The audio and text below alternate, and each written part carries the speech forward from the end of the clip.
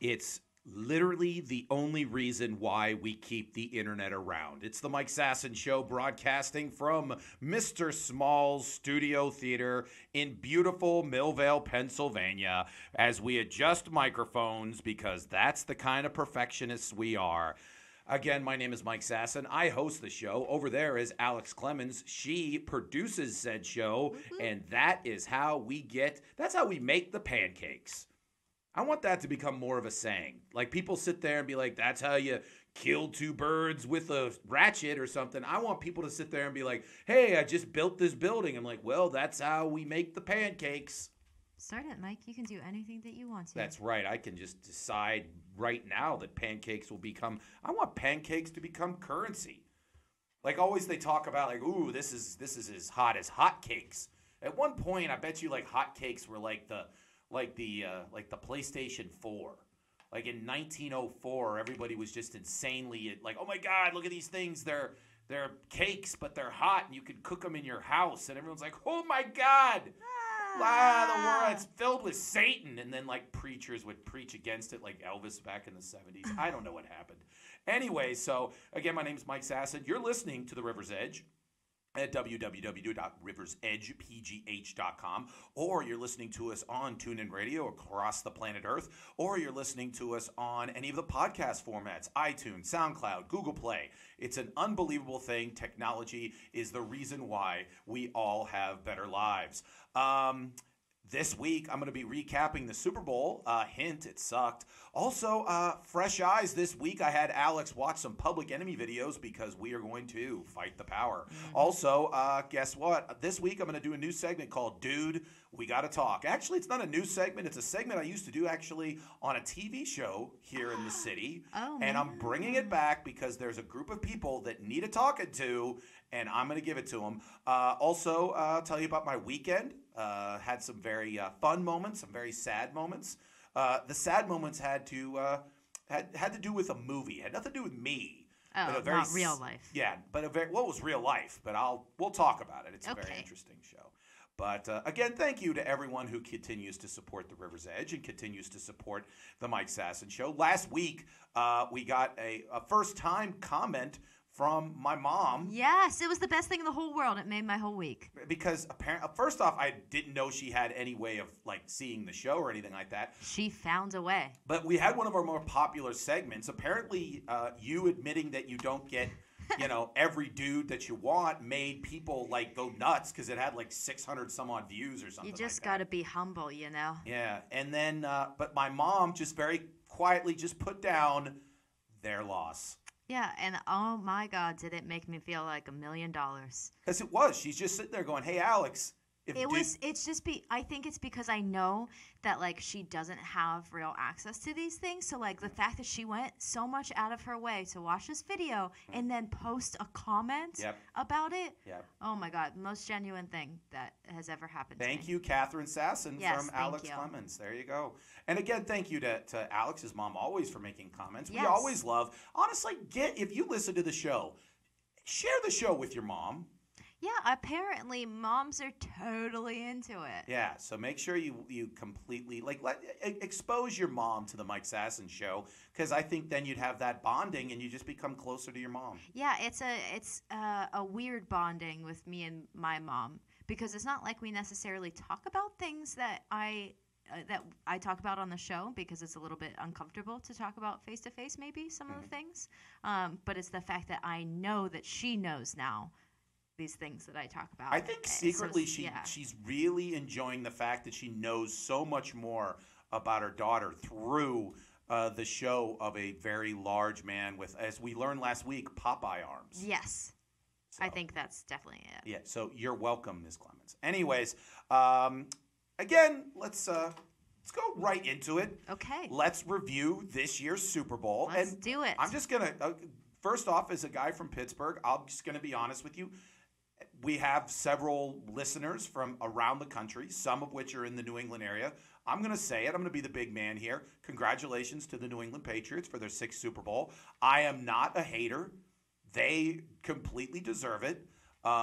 They played an amazingly boring game. Yep.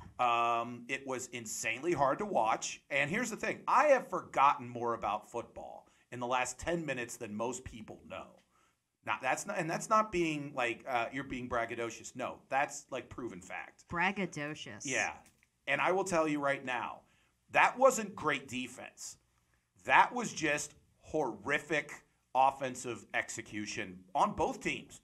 Really, until the fourth quarter, both teams were taking a 3-hour internationally broadcast nap. Yeah. And I have a picture of my nephew Jack. That was almost me during the Super Bowl. Yeah. The reason why I took the picture, it was I can't imagine that this is how tired he was of this boring-ass game, in a sense that he put himself in a position that I don't think could be comfortable.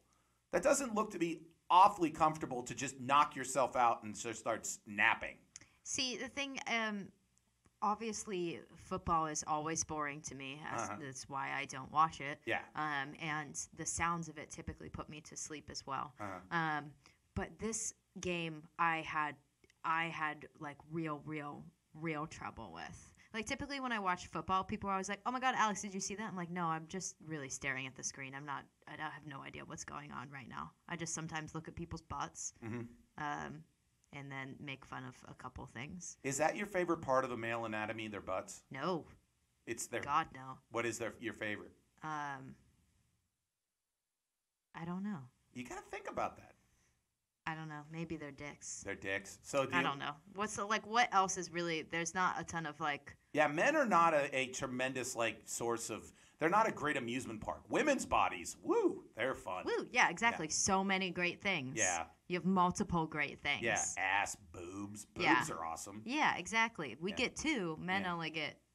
Like nothing. Yeah, and then sorry, guys. Yeah, we lost out on that in the genetic lottery. I think that's okay. Yeah. Rather have something to look at. I'll be honest with you. I'm fine with it. Anyways, so we reviewed the game. It sucked. It was so good. Yeah. Let's just quickly review the commercials. I thought most of them sucked. I don't want to buy any of these stupid products. I just get really sick of it being like I want them. See, that's the thing. I have such conflicting opinions about it because like I get so sick of them, every single one being a car or a beer commercial. Yeah. But then when they throw something else in there, I'm like, this is such a boring commercial. It's like, this is too sad. Or like, oh, are we really going to help the world with this? I don't know. And so I get mad when there's something besides a car or a beer commercial, but I get mad that everything is a car or a beer commercial. Now, someone wrote an article, because this is how deep the internet goes nowadays. Right. They sat there and wrote a big article about the fact of, are Super Bowl commercials getting more boring, or are we getting more jaded because we just watch so much content during the year? I think it's that, I don't know. I mean, me and my brother missed the Bud Bowl. You remember the Bud Bowl? No. It was beer playing football against each other. What? Yeah. Doesn't that sound like fun? They don't do that anymore. What? How? It was like animatronic. It was like cartoony. Oh, cute. Yeah, exactly. That was fun. It made me want to drink beer when I was 12. It was fun. Fun. Yeah, that's all I want. Here's the thing. I want more celebrities. I need more. Steve Carell and that stupid Pepsi commercial was dumb. Cardi B, I understand she's famous. I'm not exactly sure what for, but I understand she's famous. She's a singer or something. You know, I was pretty upset about the Steve Carell thing. I'm pretty upset about Steve Carell in general. Yeah. I just don't like him. Really? Even though you're becoming more of a fan of The Office. Yeah, he's my least favorite part of The Office. Also, everyone who's like, oh my God, he's such a DILF now. He's not.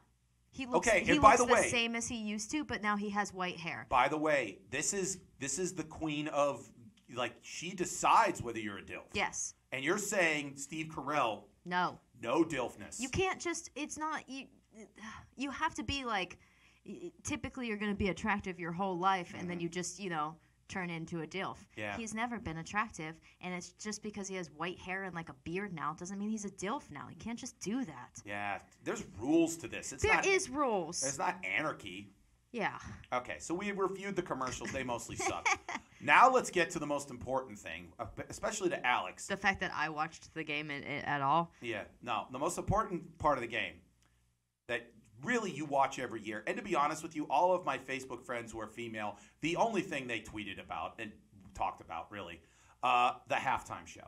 Yeah, I mean, I wanted to play a drinking game where you have to keep drinking until Adam Levine takes his shirt off. Did you really think he was? Because there was a lot of people who were like shocked that he did take his shirt off. No, we all had bets on it. Like, no one was really betting against it, especially when he's slowly taking off every single article of clothing. Like, he took off like 4 pieces of clothing to get to being shirtless. Now, I texted you immediately afterwards and said, that sucked.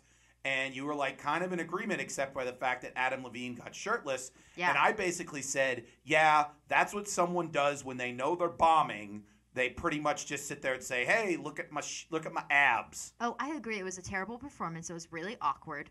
He did some real feminine dancing moves that I really wasn't into. They're like just like, what are you doing, Adam Levine? That's not you, bro. No, actually, I believe it is him. And I believe the problem is that he was singing Maroon 5 songs.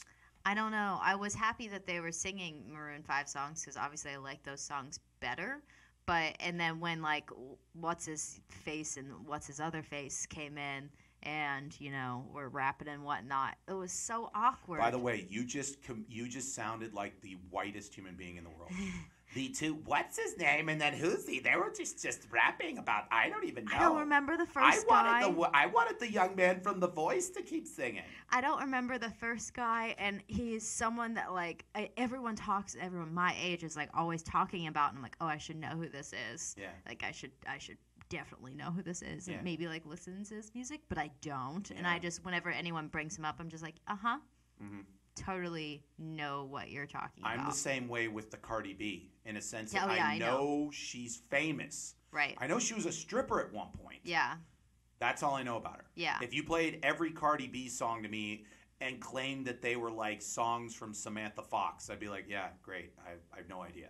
Okay. So, but now one point that's being made, and I want your take on this, Alex. Yeah. Is, so it's the anniversary of one of the biggest moments actually in broadcasting of the last 30 years, which was the Super Bowl halftime in which Janet Jackson exposed her boob. Boobies. And that led to actually the FCC cracking down on everything. Like, they talk about, like, Howard Stern had to leave terrestrial radio because of that.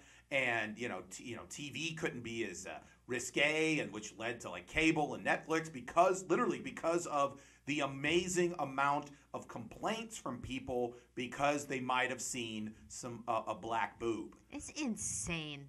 I agree. But now they're talking about, because of the Free the Nipple movement, which, again, the Mike Sasson Show is all about freeing the nipple, all of a sudden Adam Levine tries to, try to be all tough and jacked and stuff like that, shows both nipples, and no one seems to complain. Yeah, I mean, yeah. I guess it is kind of... It's not kind of. It's completely and totally, absolutely wrong. And I believe next year we should, free the nipple and have, again... I think everyone should just be naked next year. I believe that, if they want to be, not like forced. I don't want forced nudity. No. But if next year they get Cardi B, let's just use her again, and she wants to, expose herself naked and run around the field... great, wonderful. Sell some Pepsi. I can really only see Super Bowl halftime shows going downhill from here if they weren't already. Because here's the problem with Super Bowl halftime shows. They were pretty good when they would get like big name, A-level, like huge megastars. Right. But the problem is, none of those people want to be associated with the NFL as much anymore because of the Colin Kaepernick thing. They actually had a tough time filling it this year because people didn't want to go against that. And 2, you're kind of just running out of those acts. Yeah. Like one year you had a couple years you had Paul McCartney, and then the Stones, and then Springsteen, and then the Who, and Tom Petty, and all these kind of people. These iconic. You had U2. You had all these people. Yeah. Now, unless you want to get into some people that are a little bit more niche in terms of the rock, like people talked about when it was in San Francisco, getting Metallica. Now, the problem with Metallica is I would have been thrilled with it, but 80% of the people have been like, this is too raw and they're satanic and everything, even though they're not. They're like guys with kids and stuff. Yeah. Or you get Van Halen, which, again, Alex would literally jump off a building if all of a sudden the halftime show was Van Halen. Props. Okay. but you're running out of people that have that kind of super mass appeal, which is why you now have someone with a little bit of appeal, and then they have to get like 16 other people to be part of it. Yeah, and I mean, I think the thing is also like because there isn't as much talent there, they're having to do so many other things. You know, like last year with Justin Timberlake, there was like 6 million things going on at the same time. You could barely pay attention to anything that was going on, and it was like way too much. Yes. This year, I mean, I don't think that it was like too much. It was pretty boring. Yeah. But like they have to have so many other theatrics going along with it that don't really match the performance because they want to make it more exciting because there's no talent. Yeah. I mean, like, watch Prince or Paul McCartney. They literally just played their songs. Yeah, and because they're exciting people and they have, like, real talent. Yes. Especially live. Exactly. And now we're running out of people who can do things live, and we're left with ex-strippers like Cardi B. Speaking of ex-strippers. I'm so ready. Okay. So now talk about my week. Okay. So So this past Friday, Matt Light, friend of the show, was boxing down in Atlanta, and so he held a party, a viewing party at Cheerleaders, the strip club down in the Strip District, which I had never been to, and so I wanted to support Matt and look at naked women. Right. So if I could do both at the same time. Magic happens. If you don't know, I thought Matt did well. Now, people say, well, didn't Matt get knocked out in 20 seconds? Yes. Did he? I didn't. Yes. Yeah, I know that he lost. I didn't know what happened. Yeah. But what he did, which was super cool, was, and I don't want to ruin it. I don't know if he's going to turn it into something. I don't know. But when he got knocked out, he got popped up, and he's like, hey, I'm fine. But then the referee was like, no, you're done. And he got pissed off because he's like, I'm fine. What the heck's going on? So he wouldn't leave the ring. And then he started to, like, get the crowd into it and all this other kind of stuff. And it turned into this big theatrics, which I sat there and I went, Matt, that's exactly what you needed to do. You're not a boxer. You make a spectacle. It was great, wonderful. That's exactly what you should do. So after that, I'm in a strip club, which, again, if you don't know how strip clubs operate, here's what you do. So you show up to said strip club. You have to pay a cover. There's no, like, free. Now, I got in free because Matt was able to get, like, say, hey, if you. VIP. Well, not necessarily, just like, hey, I'm with Matt Light's party, and I show, like, a little thing. So typically you got to pay a little bit because they don't want you to just sit there and look at the women and not pay anything, so they make a little money off you with a cover charge. And sometimes they have, like, cheaper drinks because you're paying a cover charge. Yeah. Well, sometimes. Most of the time, strip clubs, they're not giving you the a huge good break. shit strip clubs, that's what they do. You get, like, $1 drinks because you paid $20 to get in. Yeah. So we show up there, and so if you ever want to watch pure capitalism, in my mind, just watch the actions of a strip club. Because essentially the way it works is the women who work there, they go up on stage, they do their dance, and really the dance is just kind of to let everyone know, hey, I'm here. And anyone want to talk to me, I'm here. Look at these goods. Look at these goods. So then at that point, they want one of the men to either come up to him directly or go up to a bartender or to the DJ and say, hey, I'd like a dance. I want that one. Yeah, with XYZ girl. And at that point, that's when they make the real money. Now, the problem I have is, and this is, I'm saying this for the ladies' sake, I think it's rude to just talk to the strippers. They're there to make money, not discuss your shitty life. I agree.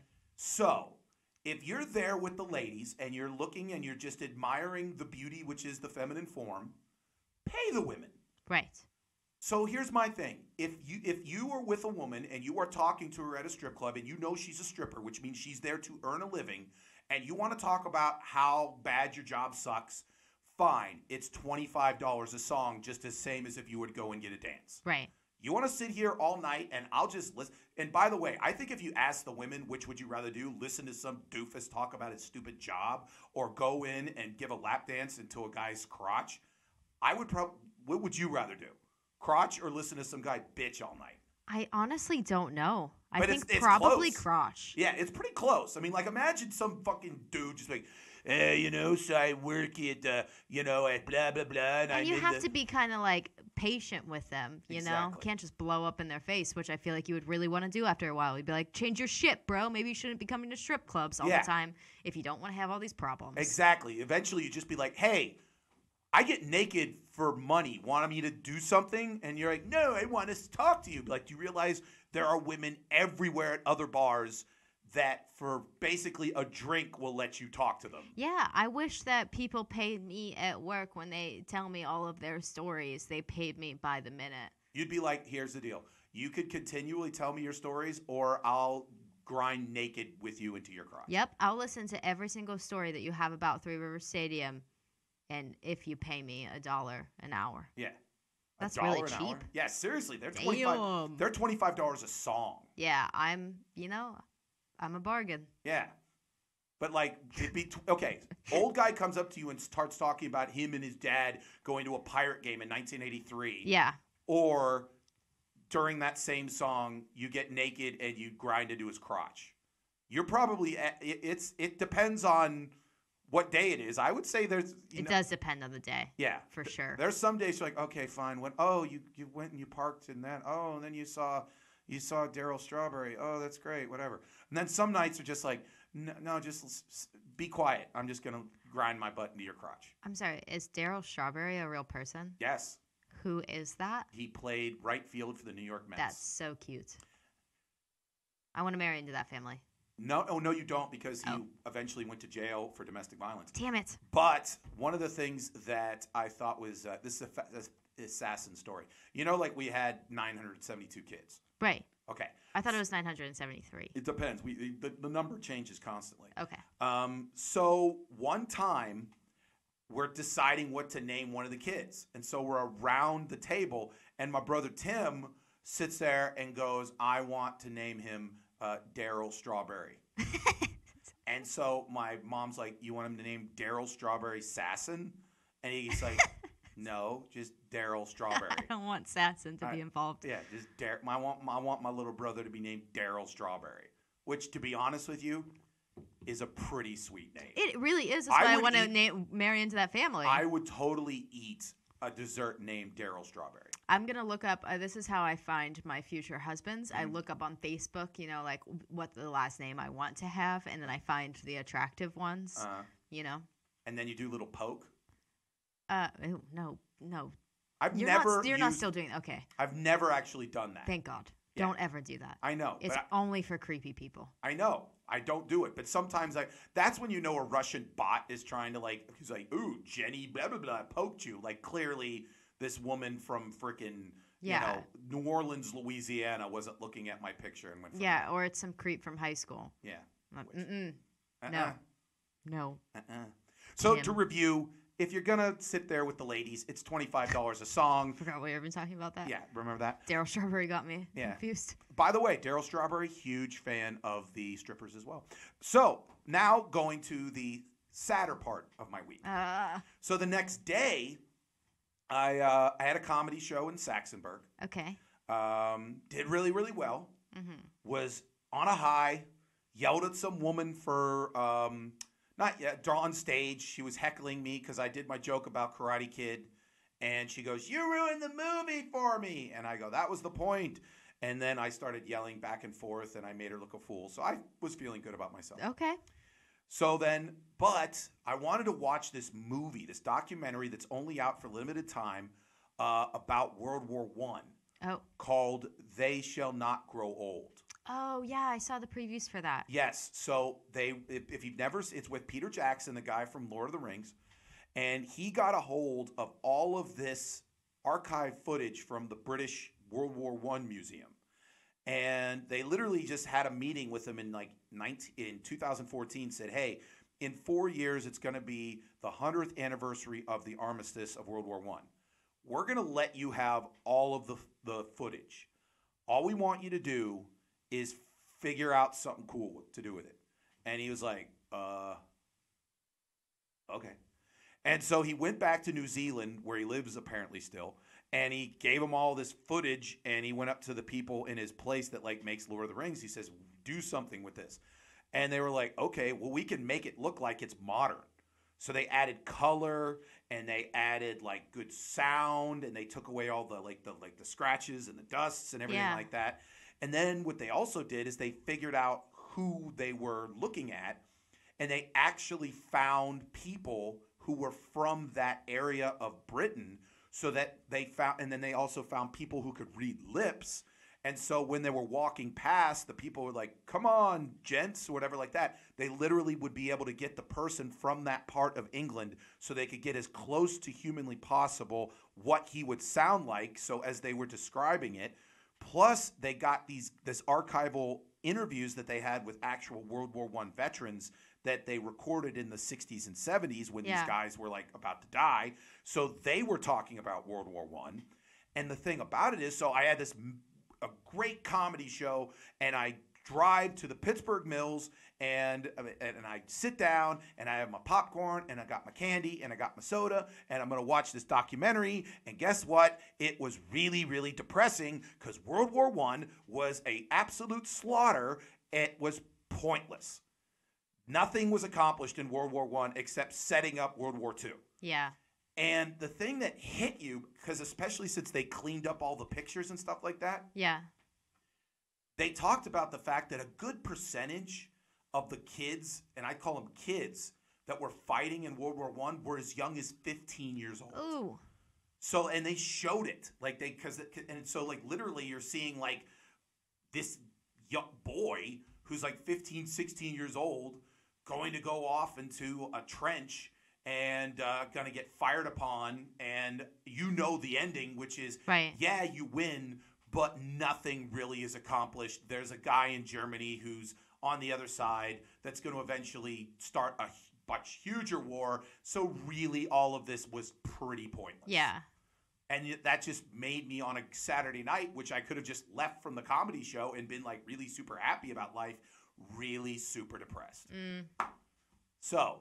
what did we learn? Overall, great Saturday night. Maybe don't watch. You have to watch. See, I always find that I like documentaries like that because I want to learn things and everything. But it is something you have to be. You already have to be sad. That's the thing. You have to be in a sad mood already, so that it just makes it worse. But you're fine because you're like, well, I was already sad before, so like, what did this really do to me? You can't watch those when you're in a happy mood. Yeah, can't do it. You have to be in the right mood.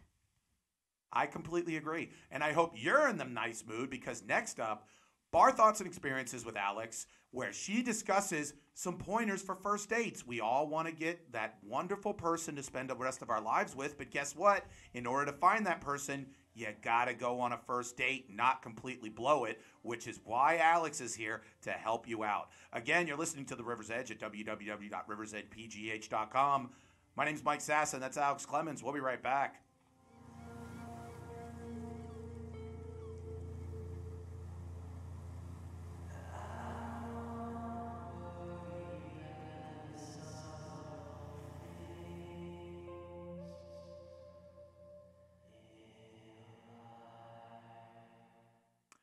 I love music, Alex, but what the hell was that? It was pretty beach sounds, and it was almost like we were a really scary spa.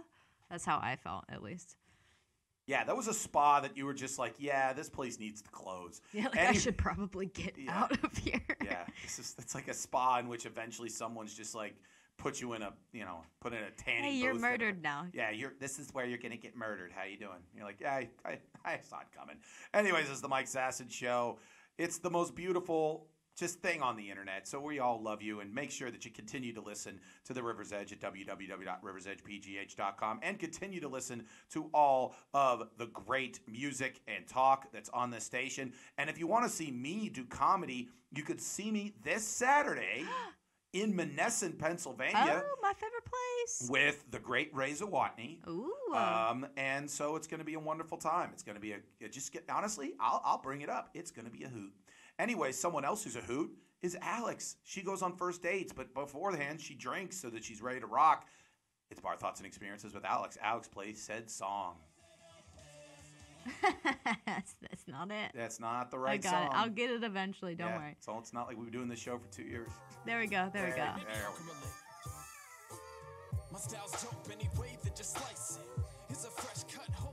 All right, Alex. Bar Thoughts and Experiences. Okay, so Mike, I've been on some first dates recently. Did I see one recently? You did see one recently. Ah, okay.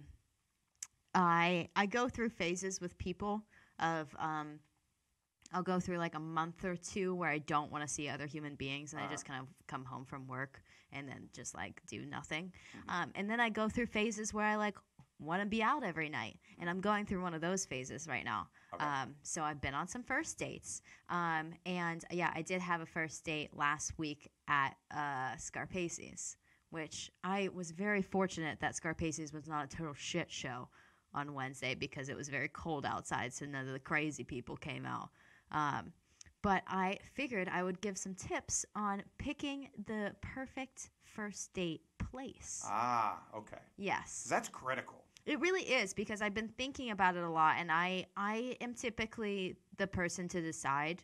Why do you think that is? Do you emasculate men and make them not want to make decisions? No, I think that men just feel like they'll leave the decision up to me so that I feel comfortable doing whatever we're doing. I think that men mostly do that nowadays because they're like, I don't want to make the wrong decision. Yeah, I don't want to offend them. I don't want to like do anything that would affect me badly, you know. Except now you're like kind of, and I'll call it, it's kind of a little wuss because I mean, if you're a real hardcore dude, you're just like, hey, we're going to this place. This is my favorite place. And so you show a little bit of your own self. And if she sits there and goes, I don't like this place, then you're all like, well, then maybe you ain't, you don't want to get on this big, beefy piece of man meat.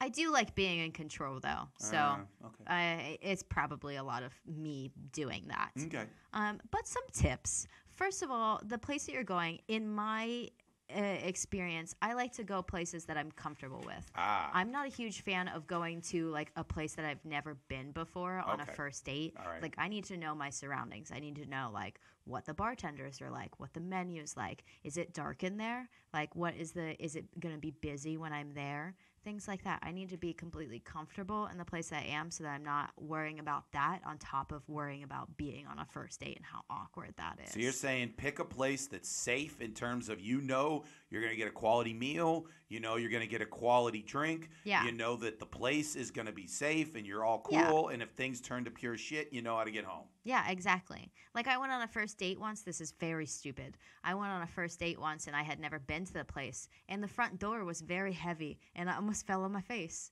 and it was very embarrassing. Yeah. So, see, something I would have known if I had gone to that place before. Yeah. You should have honestly done like a recon date like the night before. Honestly, I think that's maybe a tip. You should do that. Yeah. Maybe not the night before. You can do it any other time. But maybe you should just a whole day of it. Make a whole day of going and finding the best first date options for yourself. That's all we do is help here. Go ahead. Yeah. Also, like, plan your escape just in case. Have you ever bailed on a first date? No, I'm really good at dates. And also, I pick pretty good people to go on dates with, so I don't usually run into anything Do you have bad. any female friends that have been like, hey, I kind of made up that I had to leave because this person was just pissing me off? I have had a friend who said he was on a date, and they both kind of agreed that it wasn't going well, and then they just left. They're just like, this is kind of awkward, and doesn't seem like it's going great. Like, the whole process is awkward, though. It is, but also, I don't know. I don't feel like it's terribly awkward, but I also am really good at talking a lot and talking about myself. So that makes it a lot less awkward.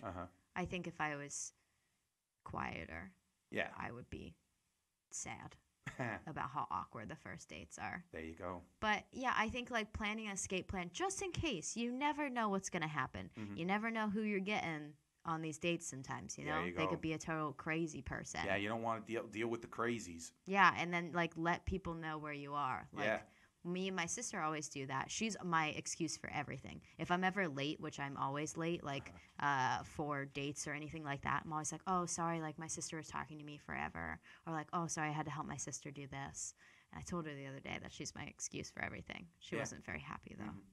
Because I blame everything on her. I would really not like that. Because I'd be like, you know what? I understand that unless you say your sister got in a major, like, car accident, then I'd be like, oh, my God, yes, then whatever, then go home. But if you're just like one time I'd be like, oh, I was talking to my mom on the phone. And I'm just like, you know what? This is clearly the first time you've ever met me. Yeah. I'd hope that you'd want to put on a good first impression. Yeah. And your first impression is the woman you've known since legitimately birth just wanted to talk to you, and you couldn't cut it off 10 minutes earlier Yeah. in order to make sure that you were here on a reasonable time. Yeah. Well, that doesn't usually happen. I'm actually just legitimately late because I'm, You're just you. But I always tell people, I'm very upfront about first dates also. I say, listen, I'm probably going to be late. Also, I'm going to pay for things. Mm-hmm. Also, we're not eating. We're only getting drinks. Mm-hmm. And I think that's all I preface with. Mm-hmm. Plus, I'm on a sweet podcast with a giant dude. No, I don't usually tell people that because then people watch the show.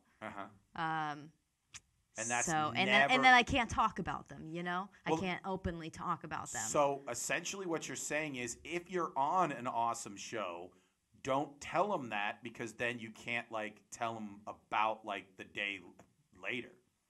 Yeah. So if you have your own show and you're watching on a first date, when do you bring up this show? Usually people find out. Because they do the whole social media search. Yeah. What's the most awkward conversation you've had about this show on one of your dates? That's a good question. It doesn't really get too awkward. They're just you like doing things? And you're like, yeah, I like doing things. The one guy, I don't remember if you remember this date, the guy who tried to make me believe that he was famous, that guy, that was probably the most awkward conversation because he tried to make me believe I was famous, or he was famous, and then I was like, oh, but actually I'm more famous than you in real life. That was cool, But I didn't tell him the podcast because I knew I was going to tell him that story. Cool. Tell the story on the podcast. Yeah. Is that guy completely out of it now? Out of what? Your life?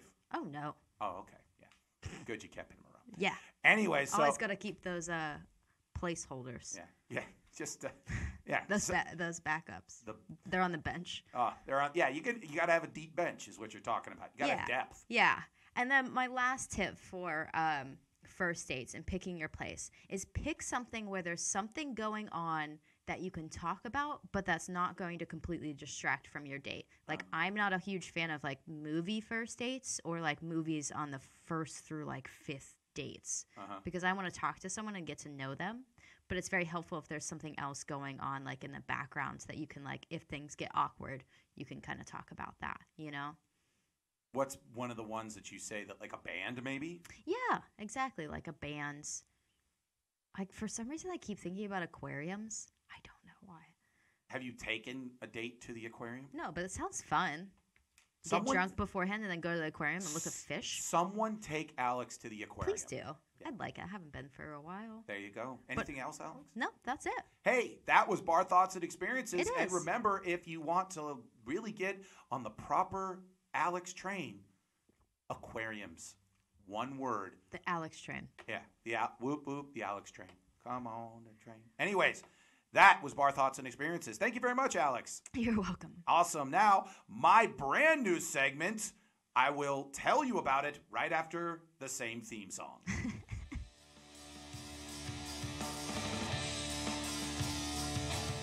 This should just be your theme song for life, honestly. Pretty much if you walk into a room, this song plays. Well, actually, I've had, when they sit there and they say, what do you want your theme song to be? I do ask for Turnpike Gardens. Oh, Tiny damn, Friends. girl. There you go. So I used to be on a sports talk show locally here, and I had a segment once a week called Dude, We Gotta Talk, in which it was kind of like a commentary, but I would pretend as if I was talking to the person that needed talking to. Right. Well, after yesterday's Super Bowl, I personally believe right now my hometown Pittsburgh Steelers need a talking to. So here's the first, after 2.5 years of bringing it back, of Dude, We Gotta Talk. Pittsburgh Steelers, Dude, We Gotta Talk. Here's the deal. Yesterday, at the end of the Super Bowl, as the confetti was flying on the New England Patriots for a 6th time in 19 years, I had this thought process. Why is it that my Pittsburgh Steelers, a team that I saw beat this team a month and a half earlier, a team with way more physical talent, is not in that stadium right now having all sorts of confetti on them? And here's what I came up with. You didn't want it.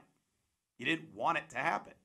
Now, you could sit there and say that you'd have liked it to happen, and I understand that you think that you've worked hard enough to make it happen, but in my opinion, really what you've only really wanted to do was get social media likes and Instagram likes and make sure that everyone knows that you're lit and that you have so many friends and such nice cars and all that other kind of stuff. Whereas the New England Patriots are a little bit more concerned about, I don't know, making sure that at the end of the year they win the last game and confetti falls on their head. Because ultimately you could say all you want, but your actions have dictated otherwise. Your actions have dictated that you basically have been ill-prepared for most of the games this year. Your actions have shown that you have been completely non-committed to any sort of the team concept. Your head coach seems to be completely incapable of being at all flexible and making sure that he can make any changes, like possibly hiring a guy to tell him, do not make that challenge because you have no chance, even though, this is an NFL football team that's worth like $2 billion. They could probably, hire a guy. They could find somebody in HR to possibly sit in the freaking booth and do that. Because ultimately right now it comes down to you have the physical talent, but really, at the end of the day, you haven't shown anybody that you really want confetti on your head during the last game. So here are some changes that I think need to be made if next year, you being the Pittsburgh Steelers, want to have the last game of the year end with confetti on your head and you basically hoisting a trophy. Number one, Lev Bell, Antonio Brown. You don't want to be Pittsburgh Steelers. So guess what? I don't want you to be Pittsburgh Steelers either. You're gone. Bye. Enjoy it in about 10 years when you come back and we all pretend to cheer for you because you're going to probably go play for the Jets and suck. Also, new social media policy. As soon as the season starts, you're not on social media. Now, I know that would make Juju Smith-Schuster basically want to jump off a bridge, but at this point, he's got to make a decision. Does he want to be the most famous Pizza Hut pitchman in the world, or does he want to actually win championships? So here's my new thing. I love your dog. I think he's cute. I really love the fact that you seem to like living in this city, but from about September until about February, I don't need to see it on social media. Another one is no new contract for Mike Tomlin right now. Because right now, I think you helped create this mess, and I don't think you can solve it. So until I figure out that you are the guy to solve it, I don't think you need to be given more money to given another opportunity to solve it. Also, I want quicker triggers to get rid of players that are underperforming. And I'm not talking about kickers necessarily that all of a sudden go from Pro Bowl level to absolute suckitude. I'm talking about maybe fourth-string tight ends that don't cover up the ball, so they fumble the ball in Denver and go out the back of the end zone, possibly costing the Steelers a playoff appearance. Because that guy could have easily been cut on Monday and maybe sent a point that, you know what, maybe you should do what you're supposed to do, or maybe cut one of the 900 special teams guys that seemingly don't understand you're not allowed to hit a guy in the back. Also, how about we do this? Keep players not only just because they can, but also because they want to be here. One of my coaches one time said, can't do and won't do doesn't do any better. Well, I'll give you another one. This is another coaching one. Guys good enough to get you beat. The Steelers have too many guys right now that are good enough to get you beat. So, at the end of the day, dude, we got to talk. These are some of the changes that need to be made. But the problem is I don't think you really think there's a problem, which is why none of this will ultimately change until really all of these players become old and then they never get invited back because the only reason you get invited back as a Pittsburgh Steeler is to celebrate Super Bowl championships. There you go, Alex. How was that? Great. There you go. Hey, we're going to take a little break and we come back. We're going to do another episode of Fresh Eyes in which we have Alex watch Public Enemy videos from the 80s and 90s. My name is Mike Sasson. This is the Mike Sasson Show. You're listening to it on The River's Edge at www.riversedgepgh.com. We'll be right back.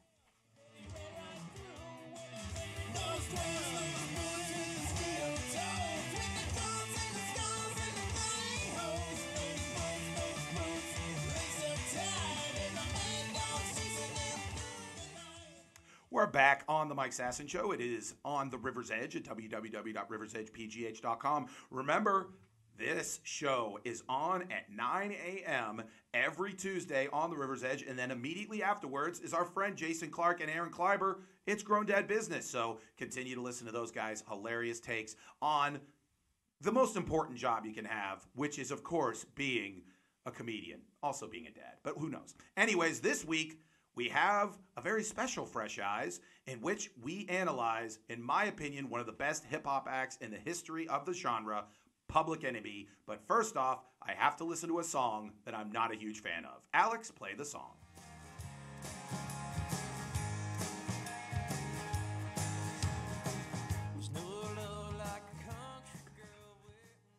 I know, you love that song. Anyway, so this week, Alex, it is the band Public Enemy.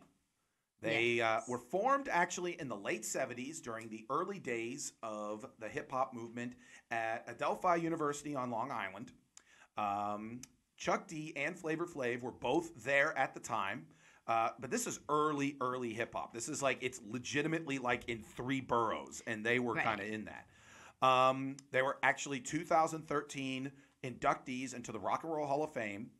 They're one of the most critically acclaimed hip-hop artists in the history of the genre. And I actually met Flavor Flav, so I will talk about that in a couple minutes. Okay. Anyways. So, Alex, I had you watch 2 videos. Yes. One was Can't Trust It, and the other was Fight the Power. Now, first off, have you ever heard of Public Enemy before this? No. Really? No. I know who Flavor Flav is, but it's not because of that. Yeah.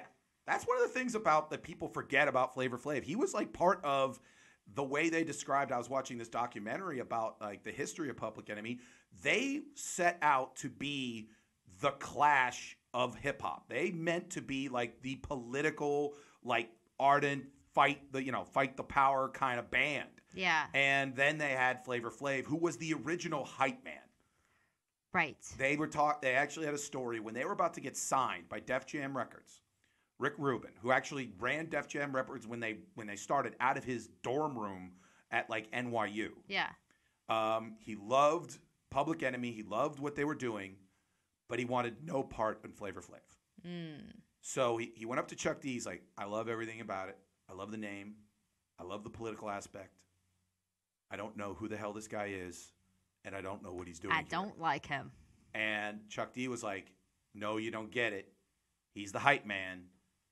I need my hype man. I need him. And he wouldn't sign without Flavor Flav. Damn, that is a good hype man. Yeah, and that is why, again, it's kind of like, one of my favorite bands, Van Halen. Yes, Eddie Van Halen, great guitarist, but if you don't have the showman, then sometimes it's tough to get people to watch, and that's what Flavor Flav was. He was the showman. He was the guy that kind of got people to watch. Yeah, I mean, that's basically what I am.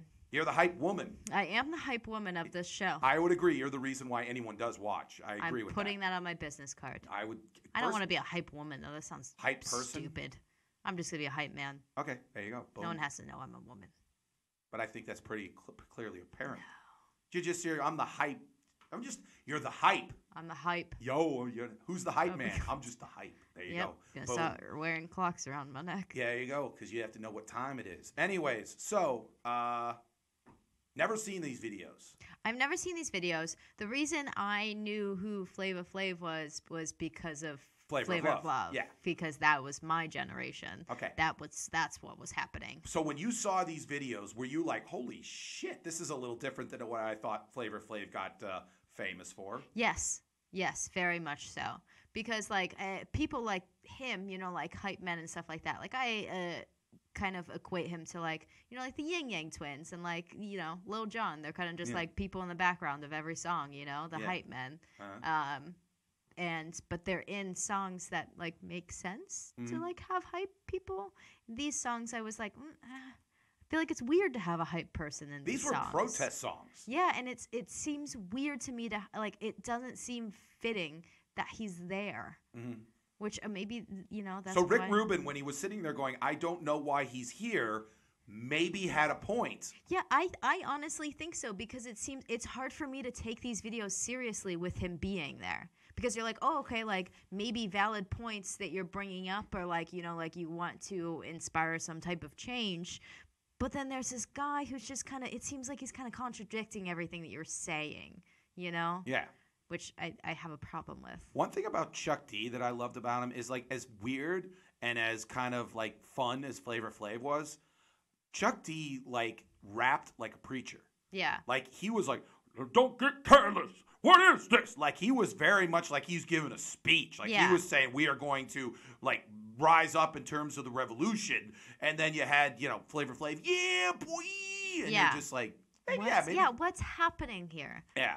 So, okay, first one, Can't Trust It, which was again, when you were a young kid in like 1988 watching this on MTV, you were very much just like, wow, this is like, they weren't like, this wasn't Motley Crue, girls.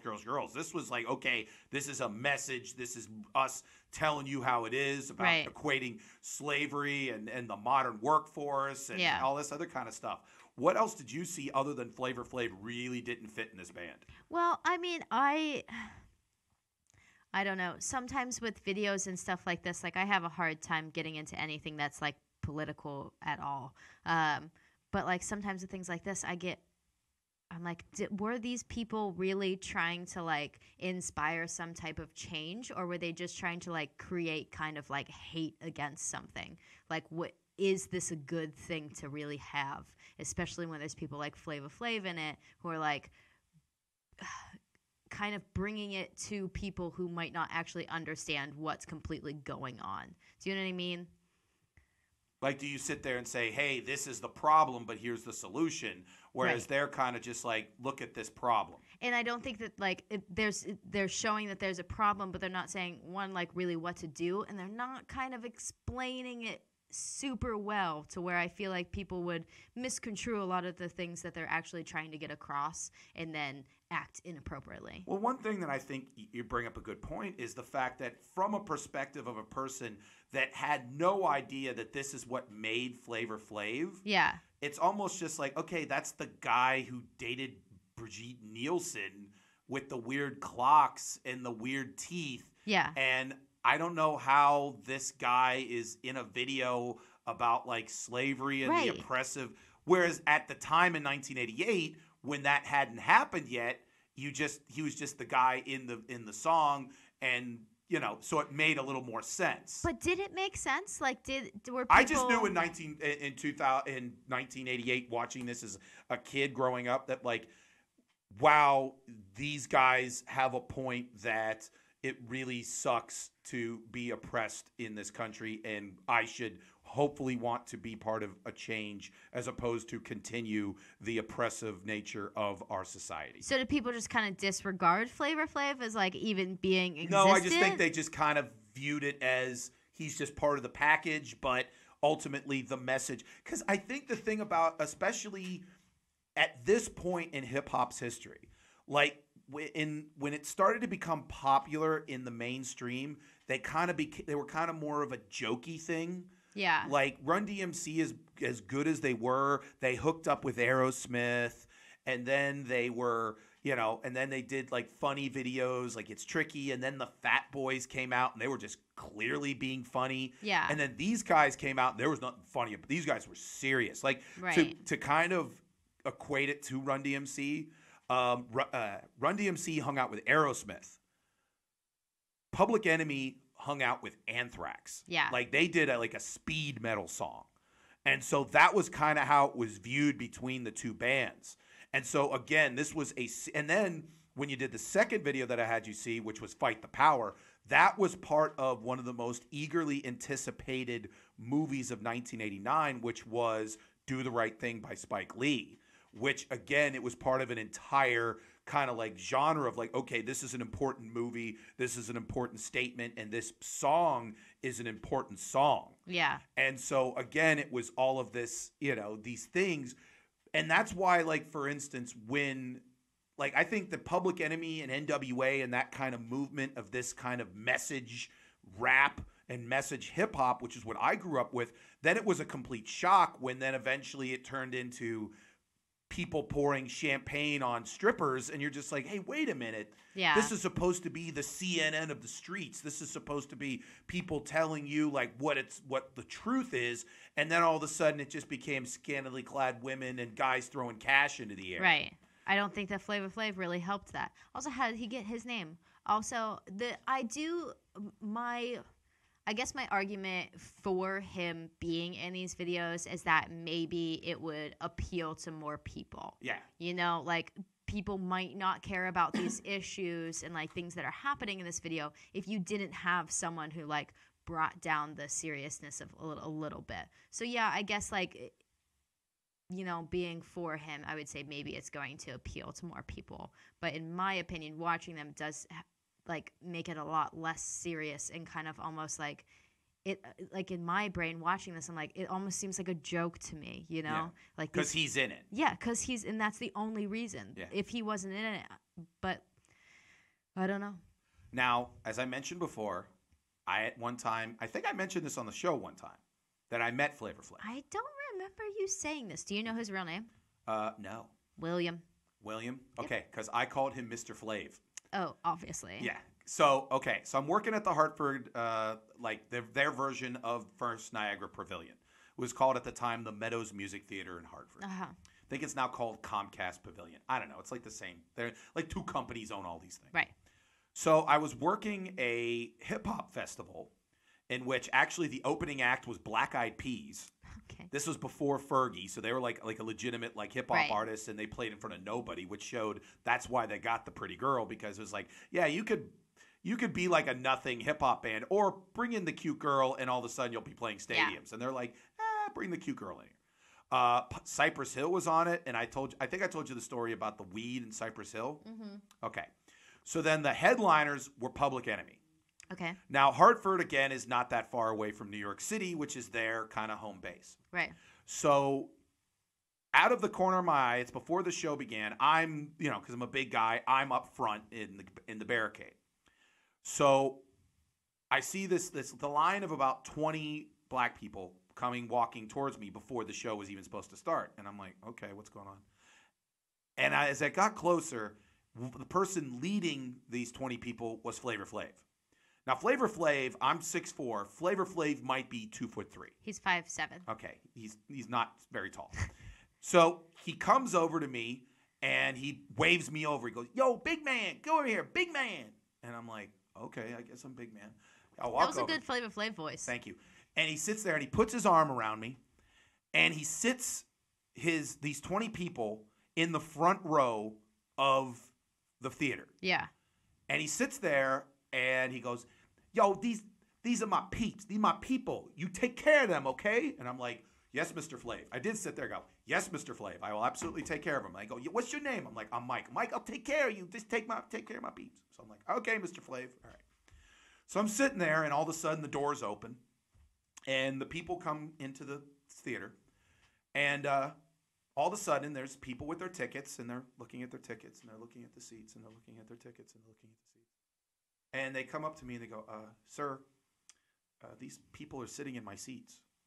And I'm like, "Oh, Flavor Flav didn't just show up and just put people." Yes, he did. Yeah. He just showed up and just like, "Yeah, you sit in the front row." When like clearly other people had like purchased these tickets. So what did you do? I went up to the head security guy and I go, "We might have a problem here." And he's like, "Well, what's up?" I go, "Flavor Flav just sat like 20 people in the front row of the thing." And the guy goes, "Yeah, that's a problem." And so he brings over like Public Enemy's like guy, and he goes, "One of your guys just sat 20." He goes, "Yeah, that's his family from Long Island." And he's like, "I don't care who they are. They didn't buy tickets. They can't be in the front row." Yeah. And so they started to have like this kind of almost heated exchange. And eventually he's just like literally he's like, "I got to deal with this. It's a festival. I'll be in here." He goes, "I'll find a place for him." And so legitimately the guy, we all had to go up to the people and be like, "Oh, you're getting VIP seats. You don't want these seats. These people are going to be jumping all over, you know." It's like, "You need VIP seats." And so eventually they were sat away, and then like during the show, like Public Enemy comes on and they're jumping up and playing Fight the Power. And so when Chuck D was going on, feel a tap on my shoulder, and it's Flavor Flav. He looks at me, he goes, "Where'd they go?" And I went, "We got them VIP seats." And he goes, "Oh, good." So that is my Flavor Flav story. Wow. Yep. My Flavor Flav story is I was on Flavor of Love Uh-huh. for a couple seconds, but they kicked me off right away. Why? Because you were just like, you looked at it and went, ew. I was too good for the show. You were. They were like, you don't have enough drama and you're way too pretty to be here. Yeah. You should probably leave. Have you ever... Is your blood 90% meth? Yeah. Then you can't be here. Yeah. Are you a rundown 1985 freaking 6-foot model that at one time was married to Sylvester Stallone and even he got like, get out of here? Yeah, then you can't be on Flavor of Love. Also, I couldn't deal with all the ticking, Do you think those clocks are on? I'm sure one of them has to be. By the way, Flavor Flav's roast is very good on Comedy Central. I don't like watching roasts. Why? It's kind of my least favorite thing. It's not my type of humor. I'm not a huge fan of roast because I just feel that they're kind of they take the audience out of it because it's just like, hey, we're not going to challenge you. We're just going to make fun of each other, and you can just sit there and watch. Right. It's just not my type of humor. I'm more of like a situational humor than like bashing people. There you go. Now, all right, as we wrap it up, so then Fresh Eyes, thoughts on Public Enemy? No. All right, there you go. We'll never watch again. Okay, there you go. Anyways, that was Fresh Eyes. So thank you very much, Alex, for that. Now it is news and notes from the world of sports, music, love, and all sorts of stuff. Play the song.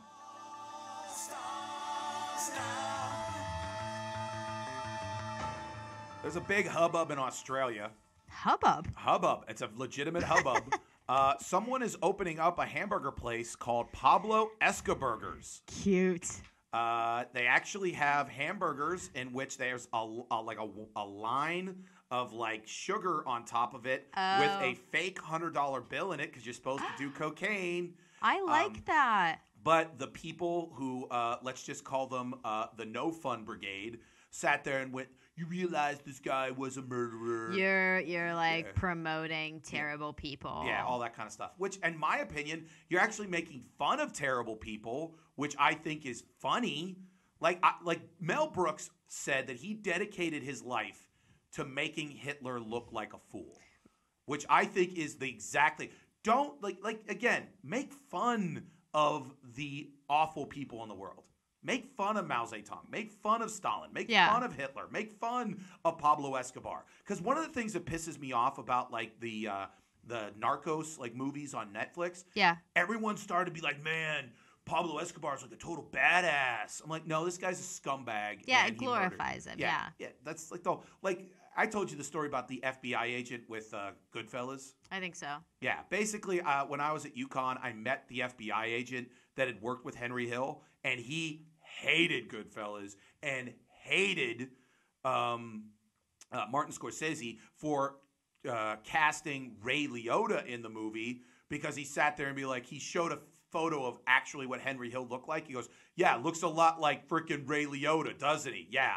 He didn't completely look like a total scumbag. Yeah. And he was like, but that's the thing. I say make fun of Pablo Escobar so that the next kid is like, I don't want to be Pablo Escobar. Someone's going to make fun of me. Yeah.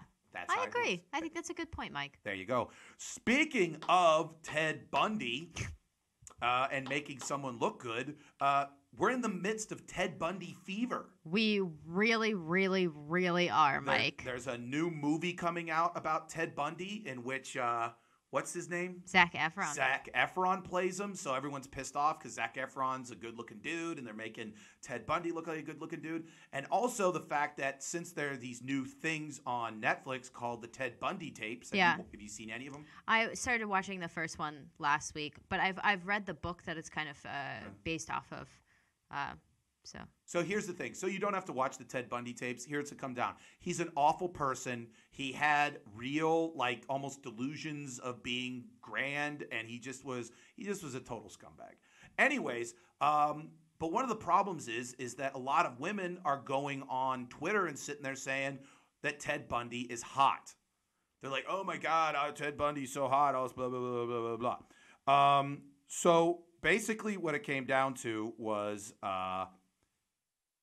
Netflix released a statement that said, I've seen a lot of talk about Ted Bundy's alleged hotness. Would like to gently remind everyone that there are literally thousands of men on the service, almost all of whom are not convicted serial killers. So, Alex, definitive, thing. Was Ted Bundy hot? I mean, I would say yes. Really? Not like if I didn't know if he wasn't who he was and didn't do all the terrible things that he did, and I'm just looking at his looks and nothing else, then yes, I would say that he was hot. He's kind of my type of person. Really? Why is that? Beard? Yeah, dark hair, beard. Yeah, I think. But I think that he like personality-wise, I think he would have been a little too cocky for me. See, that's not like disregarding all of the serial killer things. Yeah, disregarding the fact that he was a mass murderer and a total right. scumbag. That is not me from saying pure looks. Yeah. See, I think that's a difference between. I don't know. I don't know many men that would look at a woman who killed 50 men and still be like, yeah, she's pretty hot. But there isn't anyone like that, so you can't really have a comparison. Agreed. So, I mean, I don't know that woman, the monster girl. She was like the one female serial killer that became famous, but she wasn't attractive. Yeah. No. Yeah. And there's not really there really isn't like anyone. Mm. So it's kind of hard to compare and kind of hard to say like, oh, I would never do that.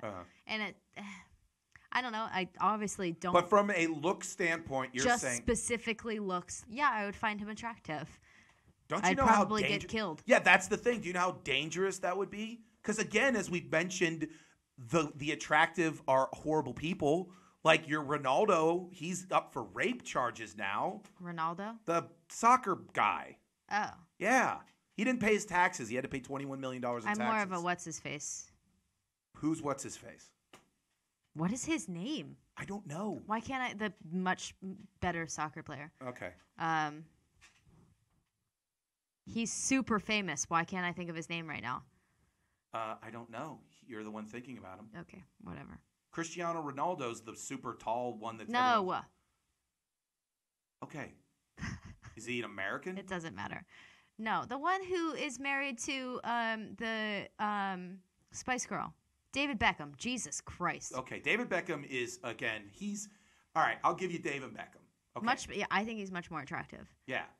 And clearly has not ever been put on rape charges. So win for Alex. Exactly. He's like really cute with his kids and stuff. I know. They're almost your age at this point. He's like, I know. I think you could get That's Brooklyn. Great.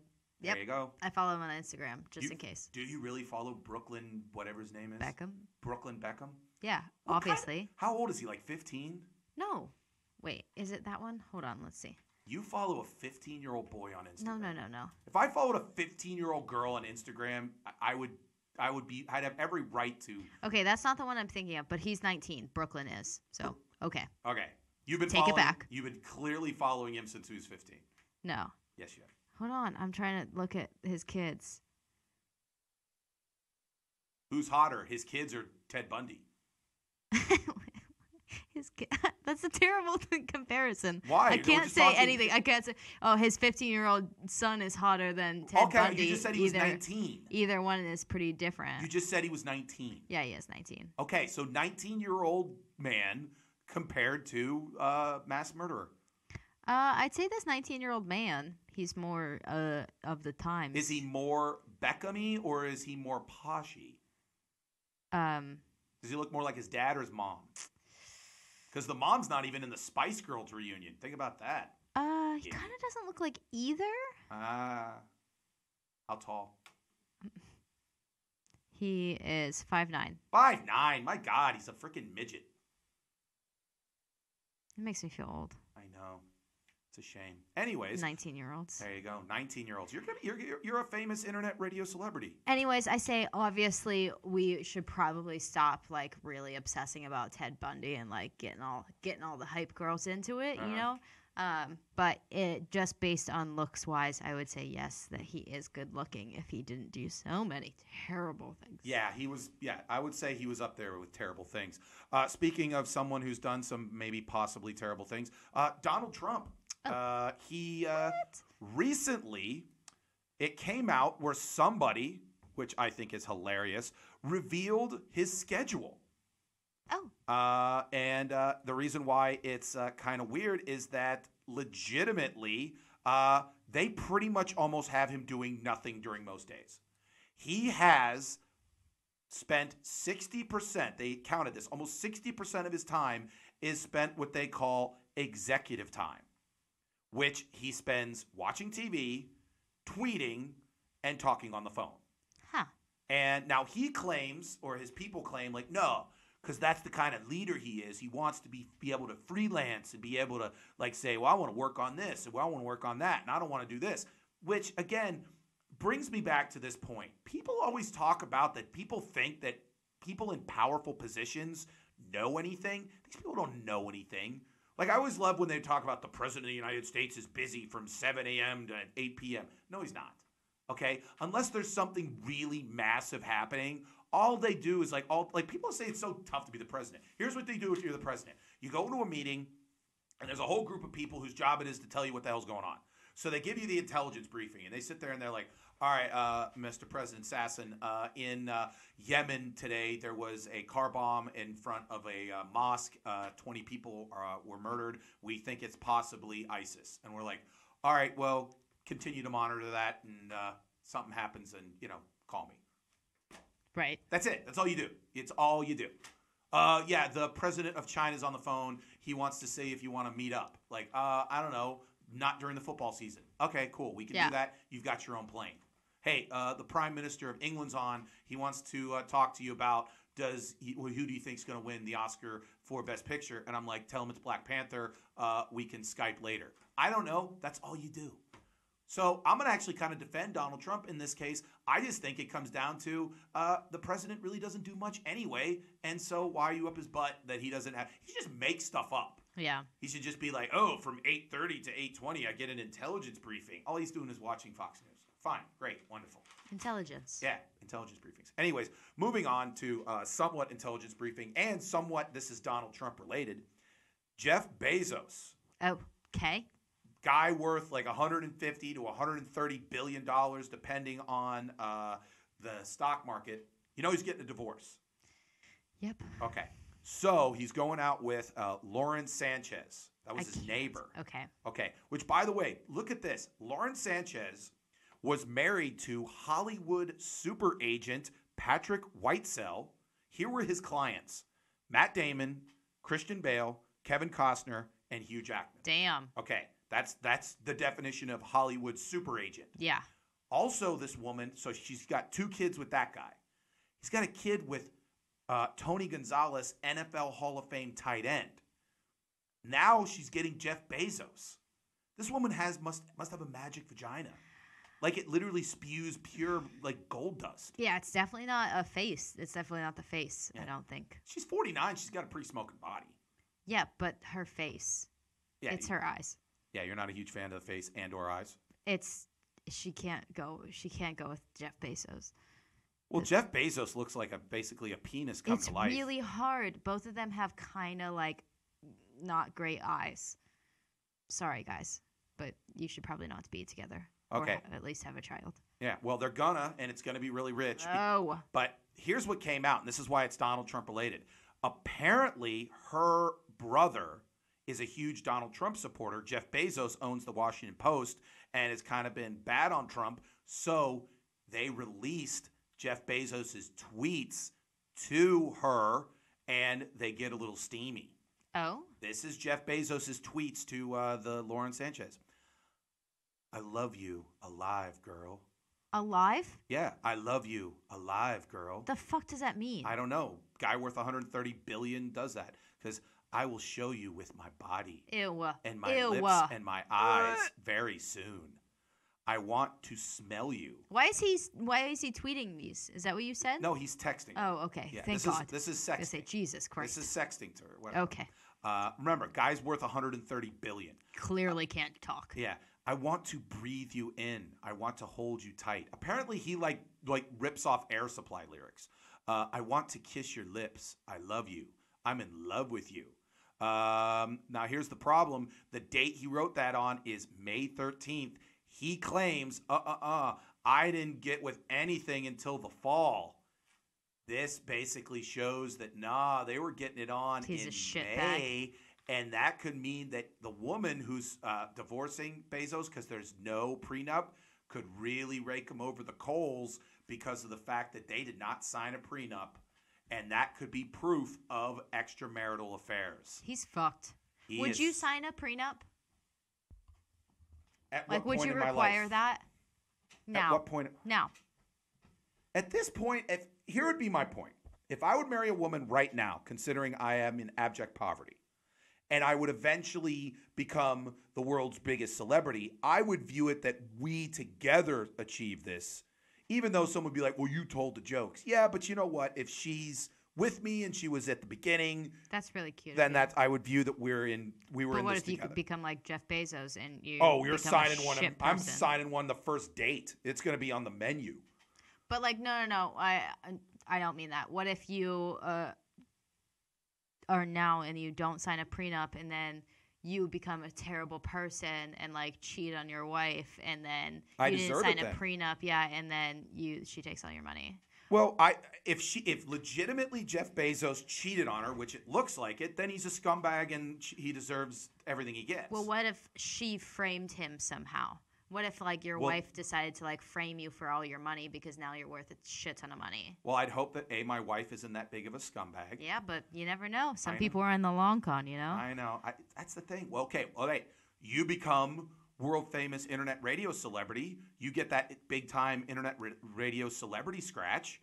All of a sudden, some dude who's just like some random nobody gets up in Alex, and all of a sudden, Alex, you're about to get married, and would you throw the prenup in their face? Listen, I'm signing a prenup even if I get married now. I've heard some terrible stories of, it's just like, it's not like people are like crazy rich, but I've heard terrible stories of people getting divorced. And like they did the other person like doesn't work and then they like take all of their money. Obviously it gets very involved when you have children. That makes everything worse. But like, it makes you not want to like, especially when you just have a good job and you're just like working really hard and doing good. And then you're like, oh, I have to give half of my money to this person until my kids turn 18, Well, what's the point? I understand. And then it makes me really sad because I'm like, oh, this should be all about love. Marriage should be all about love and like actually wanting to be with this person. But in the end, it all like, if you get divorced, it all comes down to money and it has nothing to do with the relationship that you had. Because at the end of the day, I believe that being with someone is about being with someone. Marriage is a business contract. Yeah, and that's why I don't like it. Which is why, ultimately, I think weddings are stupid because essentially you're celebrating the signing of a contract. Just have a party all the time. Yeah, anything. Make your life the party, and then ultimately, if you want to go out to eat after signing a business contract, that's fine. But that's essentially all you did. I agree. I mean, I'm not ever a huge fan of marriage, so... There you go. Prenups all the way. There you go. Now, as we mentioned earlier, the Super Bowl was this weekend, and it sucked. But one thing that was actually pretty cool was the simple fact that there was history made that the first two male cheerleaders ever were on the LA Rams. Napoleon Jennings and Quentin Peros were cheering for the Los Angeles Rams. So they were the first male cheerleaders ever to participate in the Super Bowl. That's pretty fucking sweet. Here's my thing about it. Cool. First off, I don't like cheerleaders in general because they're pretty pointless. Yeah, it doesn't make any sense. You can't hear them. But if you're going to have cheerleaders, then fine. Have dudes in it. Fine. Great. Especially since I saw them dance, and they can freaking dance. I did not notice the whole time that there were cheerleaders anywhere. Of course, they never show it. Did not at all. Well, you can't on... Here's the thing. Especially how they're dressed. You show that on an NFL. There's going to be some old lady in Peoria, Illinois, being like, I saw some woman and her bosoms were in my face. When I was watching the Bulls on on New Year's Day, I noticed the cheerleaders then. With college, it's different. They're not as Everything's revealing. So pointless, though. It doesn't make any sense. You literally cannot hear them. Of course you can. So what's the point? They're not. They're just traditionally supposed to be there. Why is it that... Okay, let me ask you this stupid question. Why is it that you have marching bands? I don't know. Exactly. I could do without those. Yeah, it's same thing. Yeah, every football game has marching bands. Yeah. Why? I do like drum lines, though. I'm a big fan. They're fun. I don't know why. They're fun, but like it doesn't need. It's a foot. Why not have marching bands during baseball games? Yeah. Why don't the Pirates have a marching band? Why don't the Pittsburgh Penguins have a band in the stands? I don't No, know. it's just football games. Again, it's all tradition. But I would just sit there and say kudos to having male cheerleaders. Great, wonderful, You awesome. did it. Yeah. You Way did to something go. good for once, NFL. Yeah, there you go. Another thing that was cool is after the game, Andrew Whitworth, offensive tackle, because again, the offensive linemen are always the smartest ones. They talked to him about losing the Super Bowl, and I think he gave the quote of the year, at the end of the day, you're all going to die. Which, here's the point. Yeah, he's right. That was good. Yeah, who cares who wins the Super Bowl? I really appreciated it. Tom Brady's going to eventually die anyway. If this is what he wants to fill his life with, great. I have other things to do. Yeah. Beautiful. Especially other than going to Disney World. See, here's the thing that I always get when people sit there. I was trying to make a bit out of this, and everybody was like, no, you're sad, and I hate you. I sat there and went, I think it's incredibly freeing if you live your life like, not like, oh, we're all going to die. Like, oh, we're all going to die. Who gives a shit? Great. Why am I going to stay in this job that I hate? Guess what? We're all going to die. Why would I do that? Let's go do something cool. That's what I say to people when I get tattoos. And they're like, you're going to regret that when I'm old. And they say, we're all going to die. You're probably not even going to be alive when I'm old, so who cares? Yeah. Boom. Win. Victory. Last one. Smoking. Alex. Yeah? You're a big fan of the smoking. Mm. Yeah. Anyways, so Hawaii is officially trying to get rid of smoking. And they're doing it in a real weird way. The Hawaii Tribune Herald reports Democratic State Representative Richard Cregan has proposed legislation that aims to make the state the first to prohibit the sale of cigarettes. Under his bill, the minimum smoking age would increase from 21 to 30 on 2020, 40 in 2021, 50 in 2022, 60 in 2023, and in 2024, the only people who could legally buy cigarettes would be people who are 100 years old. Could you imagine? Do you think that this would start like a big illegal cigarette ring among old people? Here's the thing that I thought was interesting. Imagine it gets up to 60. Yeah. No one will care that it's 30. No one likes 20-year-olds anyway. Right. But when it gets to be 40, and now all of a sudden you're 36 years old, you're a welder, and all of a sudden you can't get cigarettes, but you'll have a buddy who's 44, and he'll be like, oh, 2 packs, whatever. But then the next year when it's 60, and you're 50 years old, you're a vet, and you're gonna call your dad up and be like, Jim, Dad, can you go get me a pack of cigarettes? This is bullshit. And then when it gets to be 100, you're 90 years old. You fought in World War II.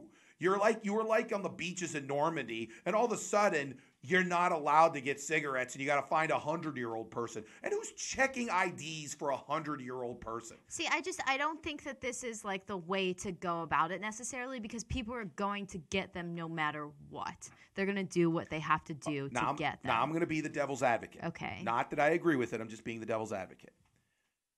How can the government knowingly promote or let the sale happen of something they know will kill you? Well, there's a lot of things that they do. Again, they could say, well, they could take away bacon. Yeah, bacon is food. Eventually, they know that can nourish you. Everything's going to kill you. Yeah, I understand that. But cigarettes is its only purpose. It's the eventually will end your life prematurely. Yeah, I don't know. There's a bunch of drugs that they By the give way, the people, shrugging though. of the shoulders was great on audio format. I don't know. There's a bunch of drugs that they give people that they know are going to cause terrible side effects and could kill people. So, a bunch of drugs. But I'm not going to give you specific ones. I'm just saying all drugs have side effects that are could kill people. Okay, but most drugs per se that are legal are meant to cure something. Now again, they have side effects. Meant to help something, not cure something. Well, help something, whatever. Of some cure. No. But I mean okay. But cigarettes don't help anything or cure anything. So ultimately, how can you justify it? Now, personally... Because who cares? Why not? We should let people do anything. Yes. Because why? Andrew Because Whiteworth. we're all going to die. 'Cause Doesn't we're matter. all going to die. Why not let these people do whatever they want to increase their death? We already have too many people. Why not let them smoke cigarettes so that some people can die sooner? You know what? Let's just end it there. Real happy now. We all are going to die. There's too many people, according to Alex. But you know where there's not enough people? People who support quality internet radio. I agree. There you go. Next week, we're going to be back enjoying each other's company. Keep listening to The River's Edge at www.riversedgepgh.com. Hey, my name's Mike Sasson. That is Alex Clemens. Hey, if you want to listen to great comedy this Saturday in Monessen, Pennsylvania, me and the great Ray Wasawatney will be co-headlining a great show.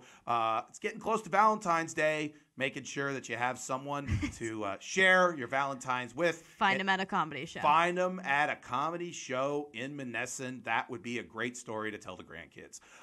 Again, keep listening to The River's Edge because coming up next is Grown Dad Business with Aaron Kleiber and Jason Clark. Keep listening to that show. Keep listening to all the great local music. Thank you very much, Alex, for just being you. Thank you. There you go. My name's Mike Sasson. We'll be back next week. Bye.